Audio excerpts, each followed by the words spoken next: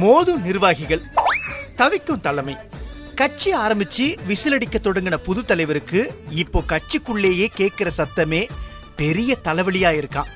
சிறுத்தை கட்சியிலிருந்து வந்த ஆலோசகரு, வியூக வகுப்பாளரு, கட்சியையே கைக்குள்ள வச்சிருக்கவர்னு 3 முக்கிய தலைகளும் ஒன்னோட ஒண்ணு முட்டிக்கிட்டு நிக்குதான். இதுக்கு நடுவுல மாட்டிக்கிட்டு மத்த நிர்வாகிகள் முழிக்கிறாங்களாம். வேட்பாளர் தேர்வு தொடர்பா நடந்த ஒரு கூட்டத்துல இந்த மோதல் பகிரங்கமாகவே வெடிச்சிருச்சான்.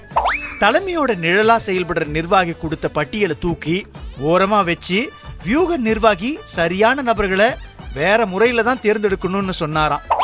ஏற்கனவே மாவட்ட செயலாளர் நியமனத்துல ஏகப்பட்ட குளறுபடிகள் நடந்ததா வெளியான தகவல்களை சுட்டிக்காட்டி அவர் பேசினதை கேட்டு நிழலாளர் கடுப்பாயிட்டாராம். வியூக நிர்வாகி அதோட நிறுத்தாம கட்சி தகவல்களை ஒரு நிர்வாகியே வெளியே கசிய விடுறதாகவும் சொல்ல போக ஏக கலோபுரம் ஆயிருச்சான்.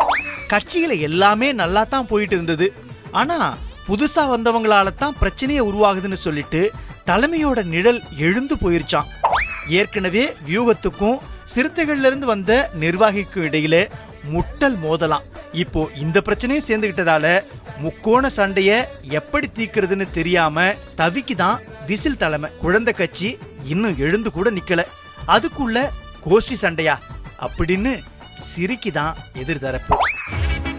அப்படியா? சரி.